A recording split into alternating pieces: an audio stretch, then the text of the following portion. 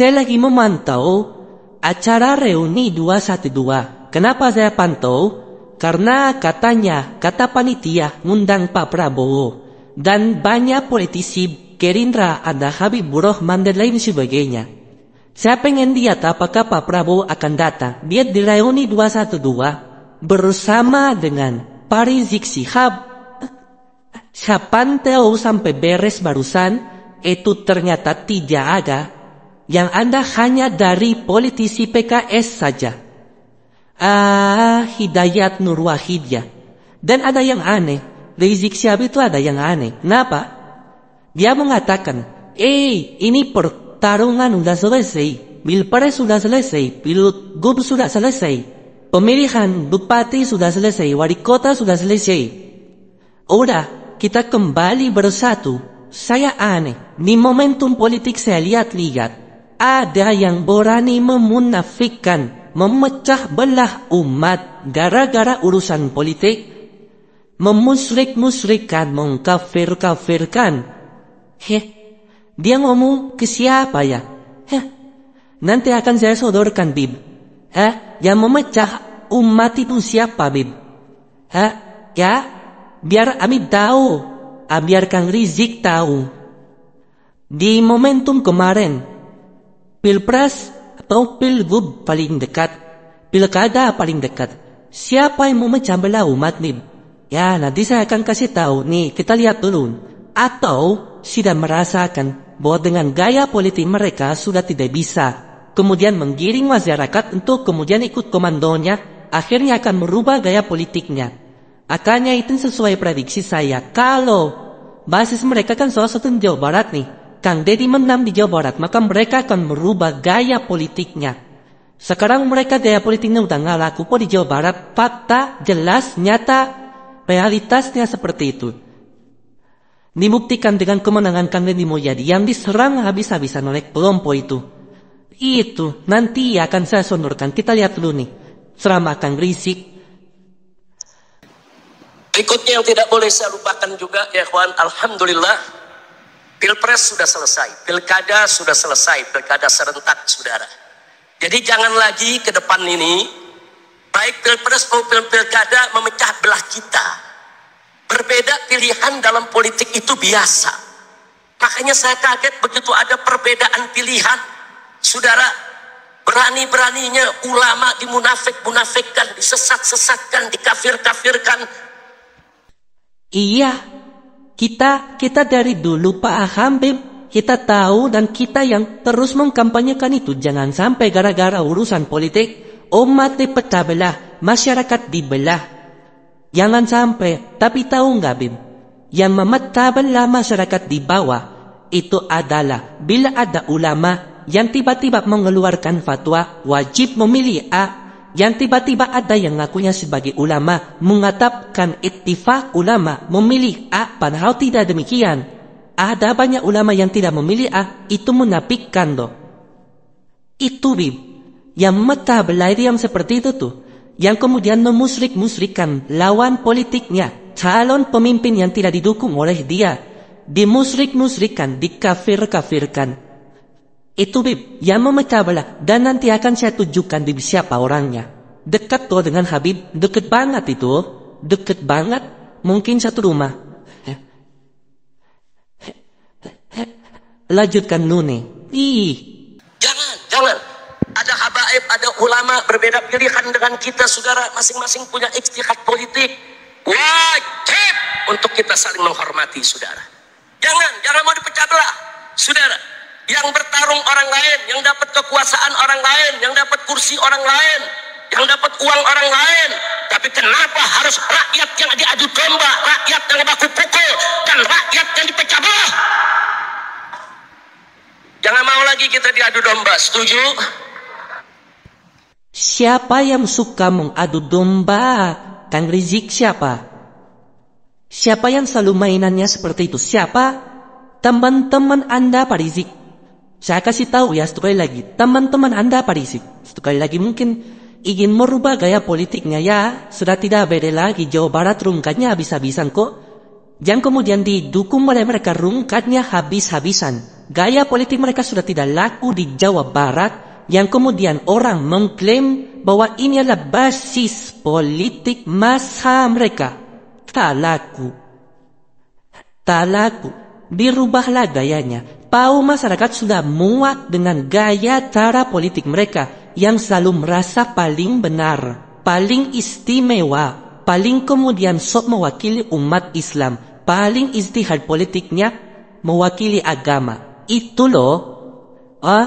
Nih sebelum saya lanjut, ini di contoh orang dekat Anda kok yang memecah belah kemarin ketika Pilgub Jawa Barat khususnya nih, ini dengerin. Saya mau tanya, tantangan iman di zaman sekarang saya mau tanya besar atau kecil? Yang sering ngerusak iman umat ada atau tidak? Ayah apa loba? Ayah apa loba? Apalagi di Purwakarta, betul? Betul? Betul? Saya mau tanya di Purwakarta yang sering menebarkan kesesatan ada atau tidak? Ada atau tidak? Saat jadi bupati di Purwakarta menebarkan kesesatan dengan berbagai macam perayaan ada atau tidak? Ada atau tidak? Mau jadi gubernur, lo mau nyebarin kesesatan satu provinsi. Saya mau tanya, kalau yang kayak begini biarin apa lawan? Biarkan atau lawan? Saya mau tanya, warga Jawa Barat rela tidak gubernurnya suka kesesatan? Rela atau tidak? Rela atau tidak? Takbir! Itu Kang Rizik yang memecah belah jelas warga Jawa Barat. Lakunya di Jawa Barat, provokasi dia nggak laku. Ini orang ngadu domba atau tidak kira-kira Kang Rizik? Sepemahaman Anda Pak Rizik, ini orang ngadu domba atau tidak? Bukankah itu adalah mantu Anda Pak Rizik? Hussein Alatos. Mantu Anda Pak Rizik, Hussein Alatos. Betapa tega dia gara-gara urusan politik menyerang calon pemimpin yang tidak didukung oleh dia. Bahar Smith juga sama. Bukankah itu juga circle Anda Pak Rizik? Itu yang jelas mengadu domba. Itu yang jelas memecah belah masyarakat. Jelas itu. Orang tahu kok, masyarakat tahu kok, masyarakat Jawa Barat tahu kok. Se-Indonesia juga saya kira tahu siapa yang berperan selalu memecah belah masyarakat. Pilpres kemarin, ada sekelompok ulama dari circle Anda juga kok, teman-teman Anda juga kok, yang memberikan fatwa wajib memilih Anies Baswedan di Jawa Barat khususnya. Itu loh yang mecah belah itu. Terus yang pilih orang lain? Haram gitu. Jadi teman-teman Anda Pak Rizik harus dibereskan itu tuh. Di setiap momentum politik jangan sembarangan mengeluarkan fatwa, jangan sembarangan mengeluarkan ayat dalil dan lain sebagainya ya. Nah, apalagi sambil menapikan yang lain dah. Dan itu biasa mereka lakukan. Saya katakan lagi, biasa mereka melakukan itu. Udah kita harus tegas kok. Kenapa seolah-olah mau cuci tangan soal orang lain yang kemudian mengadu domba, memecah belah? Tuan itu tuh yang selalu memecah belah itu, mengadu domba. Teman-teman Rizik Syihab juga po. Dan Tudik sudah tahu sekarang. Tiba-tiba mau seolah-olah dituduhkan kepada orang lain. Teman-teman Anda Pak Rizik, circle Anda, orang-orang yang mengimam besarkan Anda. Nah, meskipun faktanya imam kecil, nah kita harus las dan pada sekarang tak bisa lah. Lanjut nih. Siap bersatu? Siap. Bersatu? Iya. Takbir! Gak apa-apa, kita beda-beda pendapat, gak apa-apa saudara. Hanya saja kita mau ingatkan semua saudara di dalam memilih pemimpin, jangan lupa jadikan Al-Quran dan As-Sunnah sebagai pedoman kita. Al-Quran dan As-Sunnah sudah menuntun kita bagaimana cara milih pemimpin. Yang model bagaimana pemimpin yang harus kita pilih, ikuti saja.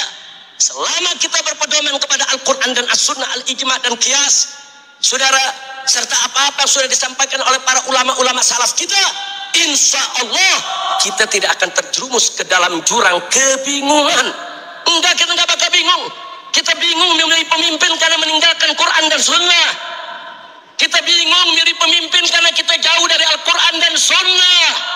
Kalau kita ikut Al-Quran, As-Sunnah, Al-Ijma', Al-Qiyas, saudara, begitu juga petunjuk dari para ulama kita yang ikuti, insya Allah Kita tidak akan pernah bingung dan kita tidak akan pernah bisa dipecah belah.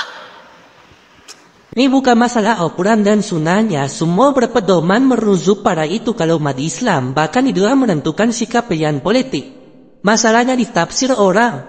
Dan tafsir orang itu sesuai dengan kepentingan biasanya. Udah simple dan sederhana lah. Kemarin pas pilpres sudah jelas itu. Contoh nyata real. Kelihatan ada sekelompok orang yang mempatuakan wajib dasarnya apa itu coba?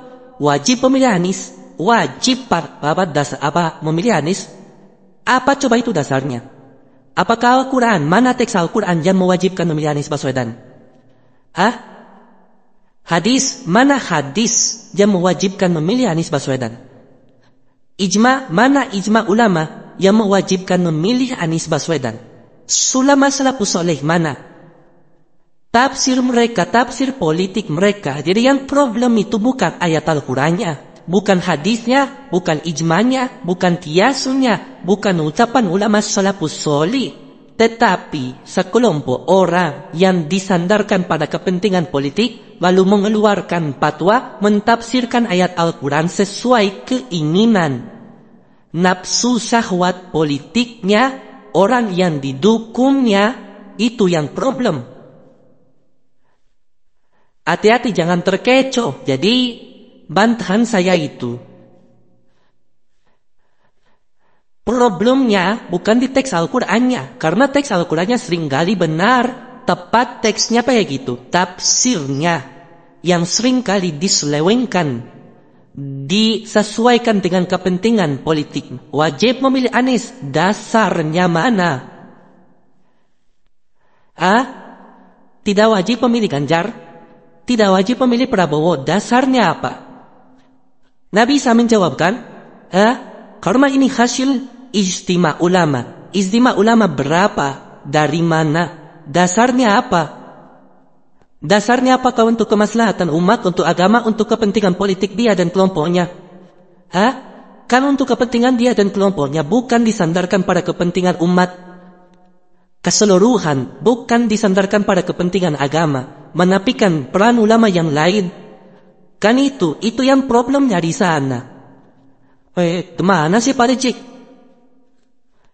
Begitu Pak, lanjut nih.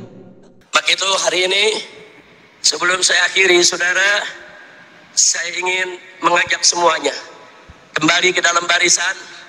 Yuk kita rapikan sop kita. Sudah menyadari sopnya berantakan. Barisannya sudah tidak lagi kemudian berbaris. Iya, sudah carut marut. Iya, sudah sedikit orang gak ikut arahan politik dia tuh. Kemarin, sebelum pencoblosan itu, saya datang ke Mekah menemui Rizik Syihab. Suswono di Jakarta. Wakil Pak Ridwan Kamil juga datang ke Mekah menemui Rizik Syihab. Berharap basis masa umat Islam itu ikut barisan Rizik Syihab karena menganggap imam besar. Faktanya apa yang terjadi? Syekh di Jawa Barat kalah 20%, Andi Mulyadi 62%. Suswono di Jakarta juga saudara. Satu kali lagi, dia sudah merasa bahwa barisannya berantakan. Kekuatan politik dia sudah tidak sebesar dulu. Karena ada keseimbangan informasi, maka kita berterima kasih di dalam konteks ini kepada media sosial. Karena berkat media sosial mampu menjadi penyeimbang informasi sekarang.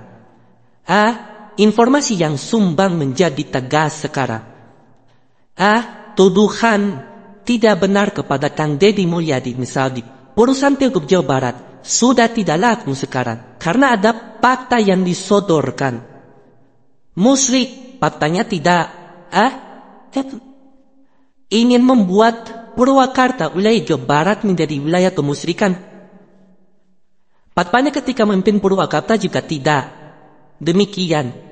Ekspresi budaya, ekspresi seni dianggap kemusyrikan. Ekspresi agama nyata Anda catat dan hiraukan, satupun tak Anda anggap kebaikan. Merubah kawasan prostitusi menjadi taman yang begitu indah, masjid yang begitu megah, tak pernah Anda bahas satupun. Baca tulis Al-Quran di sekolah, baca kitab kuning di sekolah, tak disebutkan sebagai prestasi ketika Kang Deddy memimpin Purwakarta. Nyunan patum ini dibahas nanti, Dan orang masyarakat Jawa Barat sudah tahu.